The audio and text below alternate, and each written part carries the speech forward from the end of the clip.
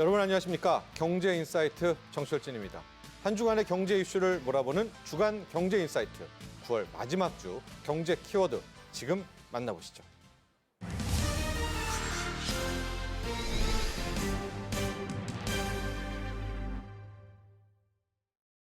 네, 우리의 도로명 주소가 전면 도입된 지 10년이 지났는데요. 우리나라의 주소 체계가 이제 해외로, 세계로 뻗어가고 있다고 합니다. 이제 몽골로 가면 한국의 도로명 주소를 볼 수 있다고 하는데 또 하나의 K 마크를 달고 세계로 뻗어가는 K 주소. 이제 한국형 주소 체계에 대한 이야기 나눠보도록 하겠습니다. 계속해서 두 분의 전문가와 함께 하는데요. 자, 이인철 소장님, 몽골의 수도인 울란바토르에 K 주소로 된, 그러니까 한국형 도로명 주소로 된 서울로 된 도로판이 설치가 된다. K 주소의 해외 진출의 첫 사례다. 이게 지금 무슨 이야기죠? 한국은 IT 강국답게 예. 전자정부가 세계 최강입니다. 그렇죠. 예, 네. 정부 24 들어가면 다 뽑을 수 있습니다. 네. 구태여 동사무소를 방문하거나 이제 이런 거 방문하지 않고도 뭐 주민등록등 초본부터 시작을 해서 민원인 관련한 서류가 다 들어가 있고요. 하며 대학교 학점도 여기서 이제 확인이 가능합니다. 네. 제가 이제 기재부 출입할 당시만 하더라도 이런 걸 이제 우리 뭐 건강보험 체계라든가 예. 우리의 이제 이런 디지털화된 정보를 수출하는 거를 눈여겨 봐왔어요. 예. 근데 지금 저는 K 주소가 수출되는 건 처음 저도 듣는 소식입니다. 네. 근데 이제 내용을 좀 들여다봤더니 몽골의 수도인 울란바토르에 한국형 주소 체계로 된 도로 명판이 설치된다라는 겁니다. 네. 이를 위해서 이미 이제 협력이 이제 진행이 되고 있고요. 양국은 올해 5월 체결한 이제 양해각서를 바탕으로 해서 K 주소를 확산시키고 몽골 총리와 협력 방안을 논의했는데 몽골의 주소 체계를 현대화하기 위한 로드맵을 마련했고요. 또 디지털 신분증 구축과 같은 디지털 정보와 관련한 협력을 추진하면서 이렇게 되면 한국의 IT 기업들이 몽골로 진출할 수 있는 토대가 마련될 수 있다라는 거고 예. 어쨌든 몽골과의 협력을 통해서 이제 더 나아가서는 중앙아시아 국가들 더 많잖아요. 여기까지 K 주소를 확산시키는 교두보가 마련될 것으로 정부는 기대를 하고 있습니다. 그렇습니다. 지금 이야기하시는 우리 이인철 소장님 뒤로 지금 저희가 이렇게 백을 좀 보시면은 이제 화면이 있거든요. 저 백 때는 저 그림이 이제 도로명판이 선출이 돼 있다. 거기에 이제 설치가 돼 있다라고 하는 건데 자, 한치호 교수님, 이런 거잖아요. 이제 몽골이 굳이 우리의 K 주소를 설치를 하고, 그러니까 여러분 도로명판을 설치했다는 게 이제 우리 주소 체계를 도입했다라는 건데, 우리 주소 체계의 강점, 뭐의 매력을 느껴서 지금 몽골이 이거를 가져가는 겁니까? 저희가 이제 많이들 이야기하기에 네.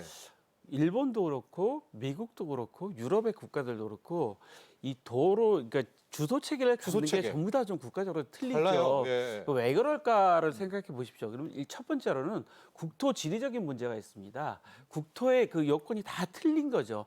예를 들어서 평원이 많은 국가가 있고 아니면 산이 많은 국가가 있고 또 하천변으로 해서 도시가 발전된 국가가 있고 좀 전부 다 다른 면이 첫 번째로 한 가지 있는 거고요. 두 번째로는 문화가 좀 다릅니다. 이 문화가 다르다는 것은 무슨 말씀을 드리고 싶은 거냐면 그 미국 같은 경우는 그냥 우리가 영어도 보면은 뒤에서부터 이렇게 해석을 해야 되는 식으로 일본어나 한국어는 앞으로서부터 해석해야 되는 식으로 문화가 전혀 달라요.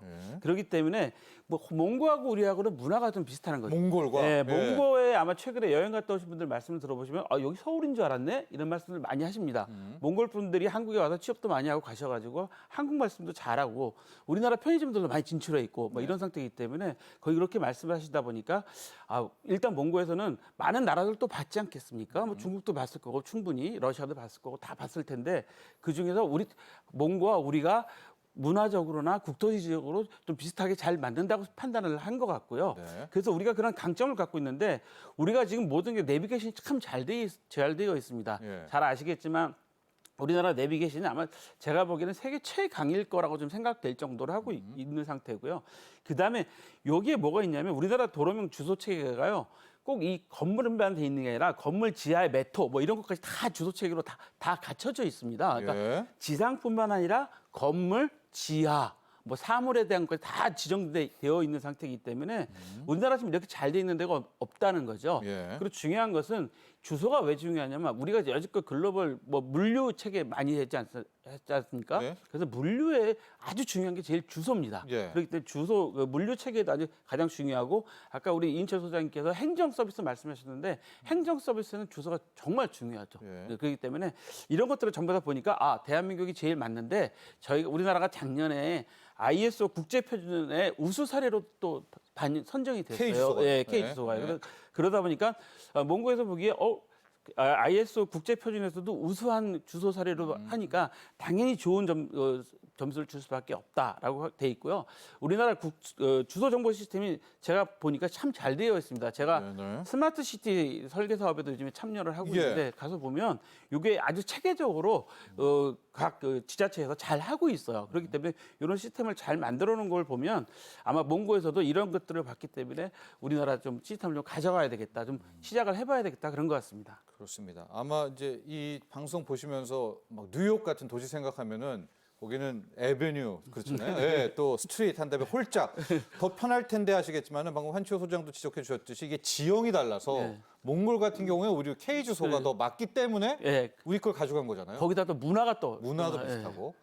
자, 인초 소장님. 근데 이제 K 주소를 쓰게 되면 앞서 제일 먼저 전자정부 이야기해 주셨잖아요.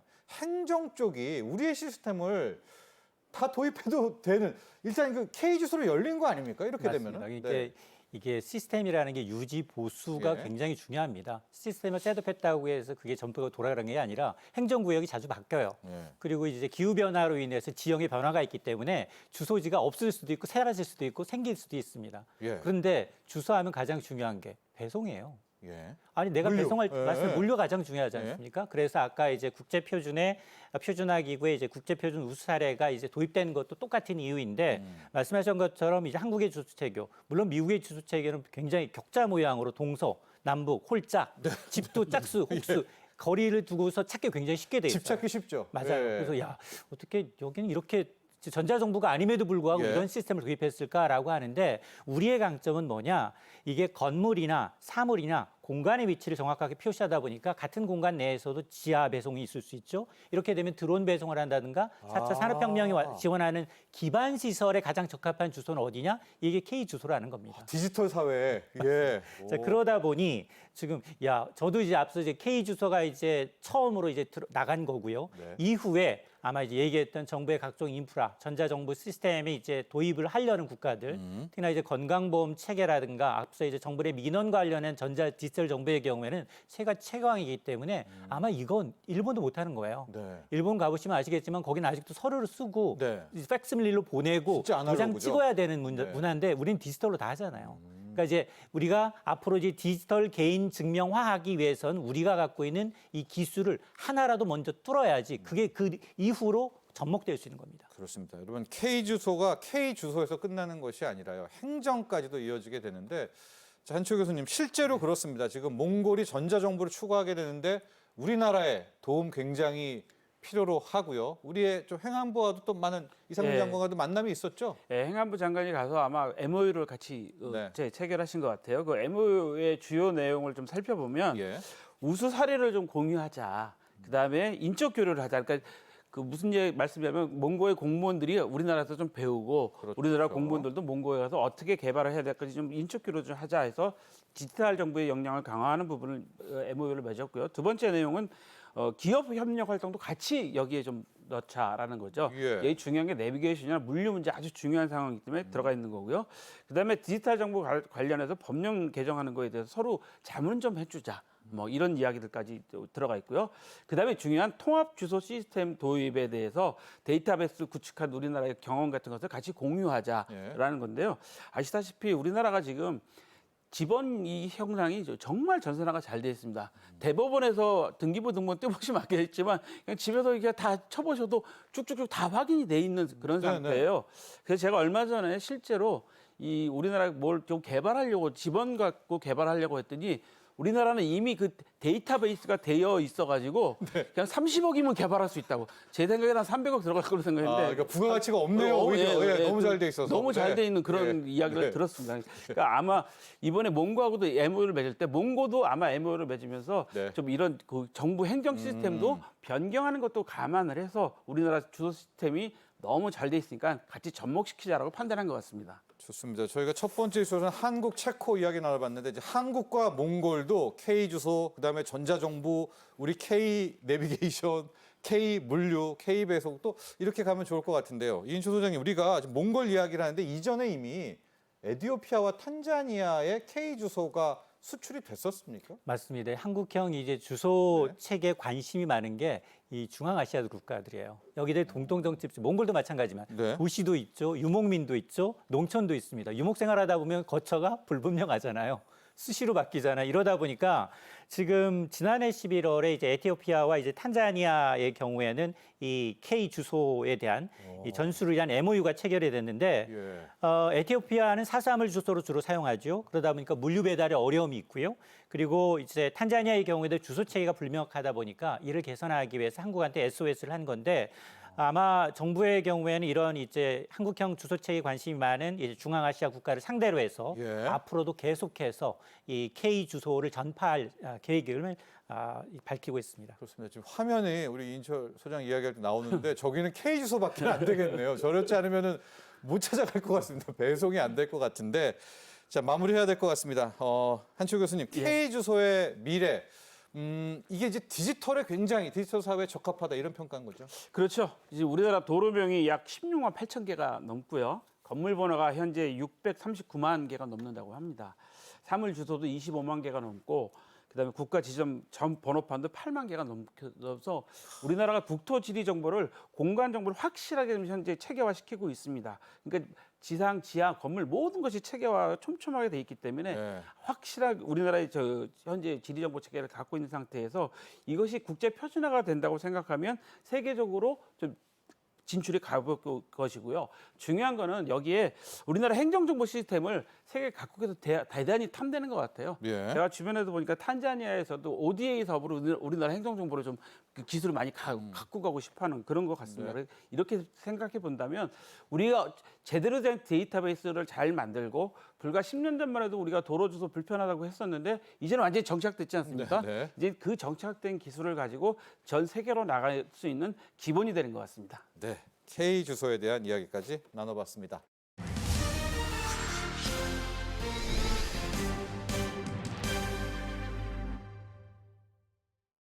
자, 기다리고 기다렸던 코리아 밸류업 지수가 발표가 됐는데 뭐 이따 또 오늘 국내 증시도 이야기하겠지만 오늘 증시는 또 약간 다른 메커니즘으로 하락을 했거든요. 네. 일단은 밸류업 지수가 뭔지 개념 정리도 또 해보고 가야 되겠죠. 네, 일단 밸류업 지수는 밸류업 활동을 적극적으로 할 것 같은 기업, 아직까지는 이제 기업들의 밸류업 활동이 본격화되어 있다고 평가하기는 조금 어렵잖아요. 예. 그렇지만 향후 밸류업 활동을 적극적으로 할 것 같은 기업들을 우선적으로 선정을 해서 지수로 구성을 한 것이 바로 밸류업 지수라고 보시면 될 것 같습니다. 네. 여기는 결국은 기업들의 밸류업 활동을 촉진함으로써 이제 주가 상승을 유도하겠다라는 이런 이제 선순환적인 이제 의미가 들어가 있기는 하죠. 뭐 여러 가지 이제 목적을 가지고 만든 지수라고 볼 수가 있습니다. 조금 더 이제 자세하게 이제 설명을 드리기는 할 건데요. 네.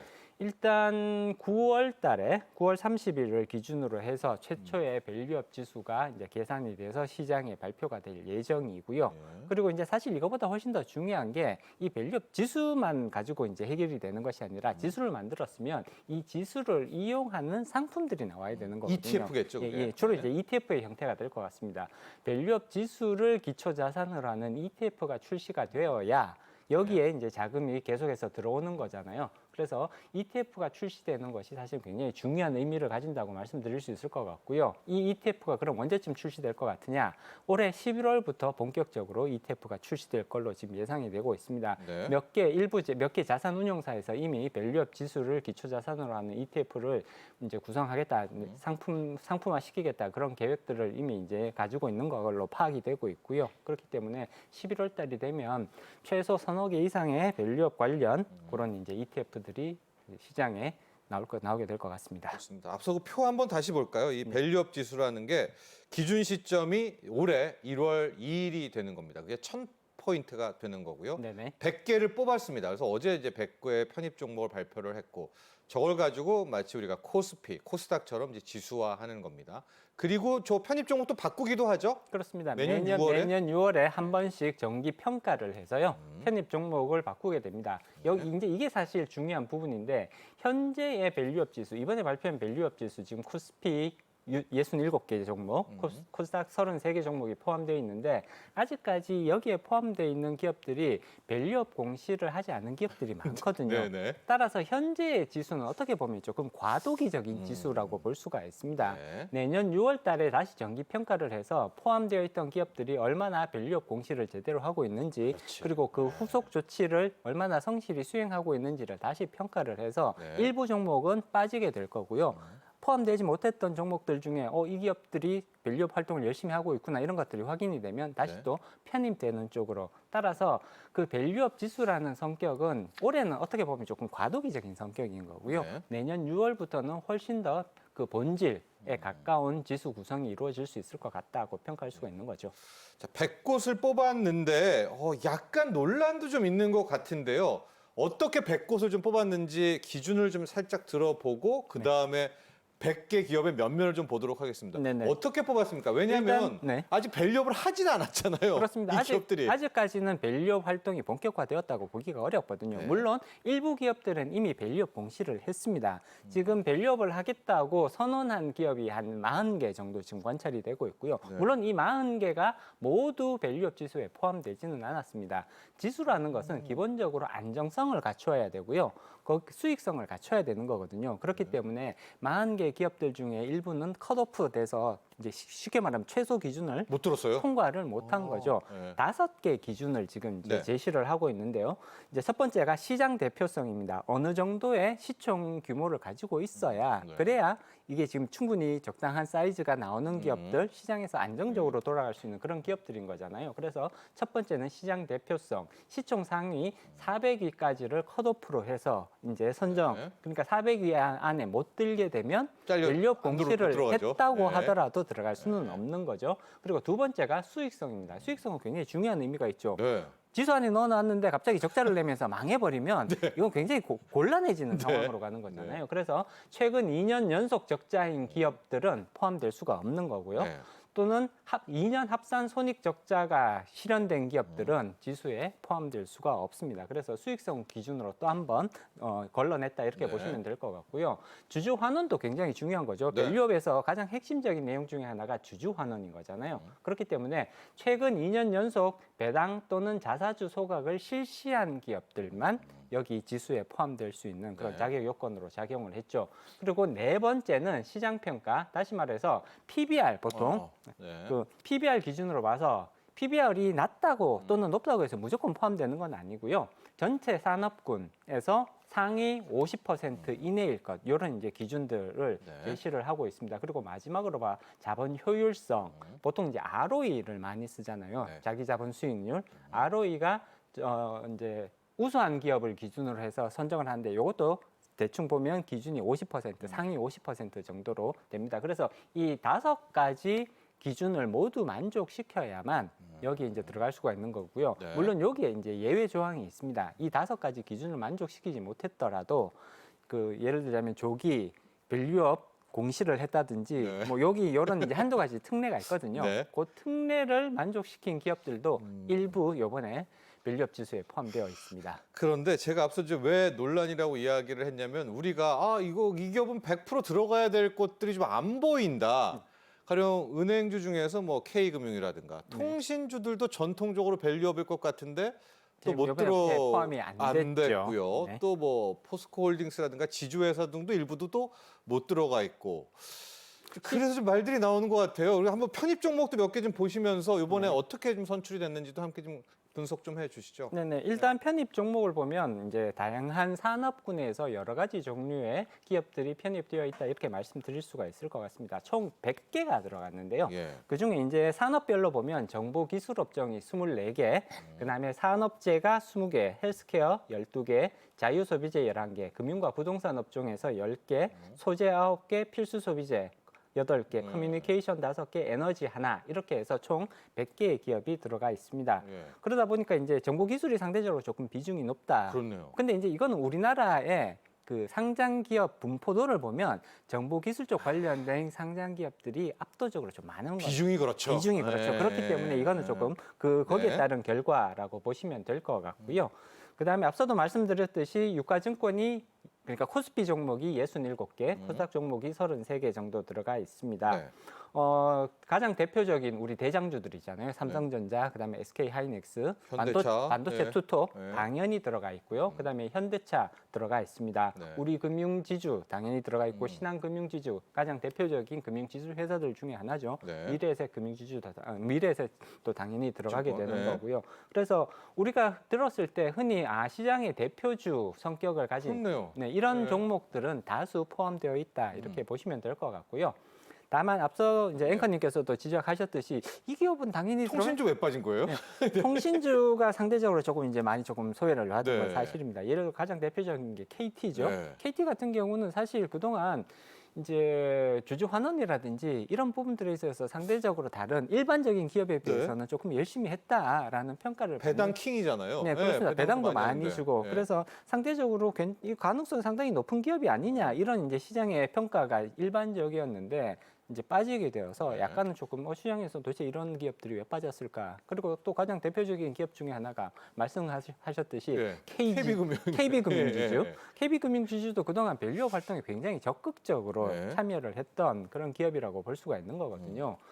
주주 환원에도 사실 상당히 이제 적극적으로 나왔던 기업이라고 볼 수가 있어서 이 두 개 앞서 말씀드렸던 이 두 가지 사례에 대해서는 네. 시장에서는 약간은 좀 의외다. 당연히 들어갈 걸로 기대를 했었는데 안 들어갔다. 그렇지만 이제 말씀드렸듯이 이번 밸류업 지수는 조금 과도기적인 성격을 그렇죠. 가지고 있습니다. 네. 이게 최종적인 모습이라고 보기는 어렵고요. 이 중에서 열심히 하는 밸류업 활동을 열심히 하는 기업들은 계속해서 지수에 남아 있을 거고요. 반대로 기대했던 것보다 조금 떨어진다, 미흡하다. 교체. 그럼 당연히 네. 교체로 갈 거고요. 그렇게 교체되는 기업들 중에는 또 이제 포함되지 못했던 기업들이 다시 또 포함되는 그런 기회들. 다시 말해서 현재로서는 많이 바뀔 수 있다. 네. 그리고 내년 6월 달에 6월 말에? 다시 예. 발표되는 그런 지수에는 지금과는 또 모습이 상당히 다를 수 있다라는 점은 미리 좀 감안을 해주셔야 될 것 같습니다. 알겠습니다.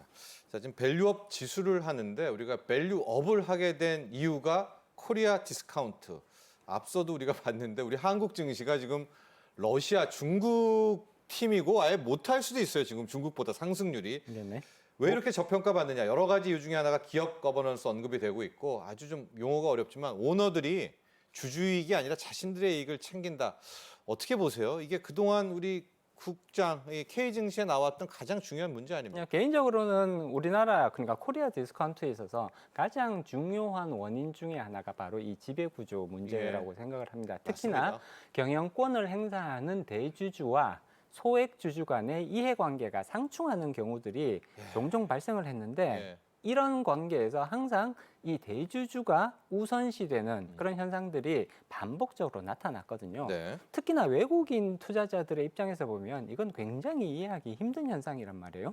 대주주와 일반 주주의 이해관계가 충돌을 하면 어느 정도 이런 이해관계가 조정이 돼야 네, 정상인 거거든요. 근데 조정이 되는 것이 아니라 오히려 이 대주주의 이해관계가 일방적으로 존중되는 이런 모습들이 사실 오랫동안 이어져 왔습니다. 굉장히 안타까운 현상이죠.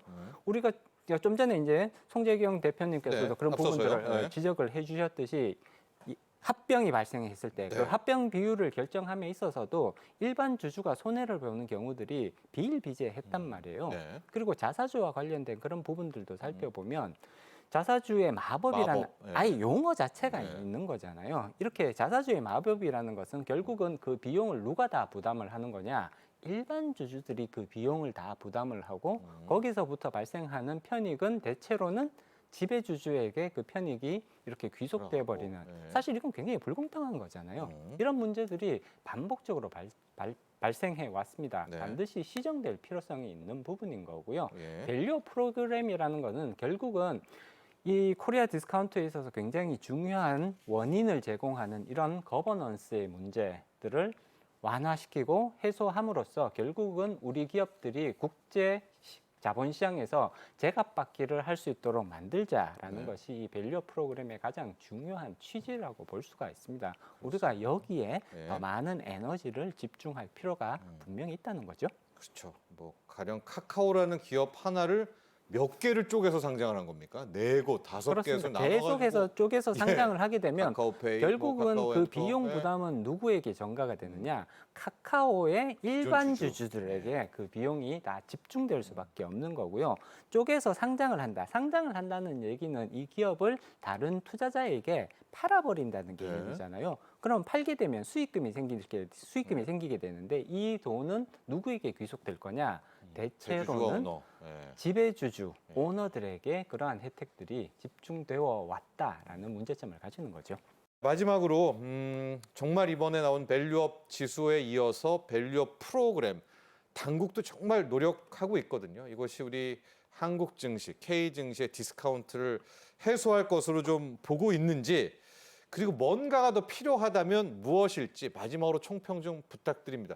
우리 황세훈 위원께서는 밸류업에 대해서 상당 부분 좀 믿음은 있으시잖아요. 그렇습니다. 예. 이게 밸류업이 정상적으로 성공적으로 진행이 되면 코리아 디스카운트를 해소하는 데 있어서는 상당히 큰 기여를 할 가능성이 높습니다. 그리고 사실 이전에 지금 밸류업 프로그램과 같은 것이 필요하다라는 지적들을 많이 했었는데 맞아요. 실제로 이거를 정책화시키는 거는 사실 이번이 처음이거든요. 저는 이거 자체로도 굉장히 큰 의미가 있다고 봅니다. 정부의 정책적 방향성이 이것을 구체화하기 시작했다라는 의미를 가지는 거거든요. 네. 따라서 이러한 노력들이 계속해서 이어지게 된다면 결국은 우리가 원하는 기업 지배구조의 개선, 주주 환원의 강화, 그다음에 기업의 수익성 개선이라는 이런 여러 가지 목표를 다 달성할 수 있지 않을까라는 그런 저는 여전히 그런 긍정적인 기대를 가지고 있고요. 네. 물론 시간은 꽤 걸릴 것 같습니다. 이거는 절대로 한두 달 안에 몇 개월 안에 해결할 수 있는 그런 문제는 절대 아니다라는 점 따라서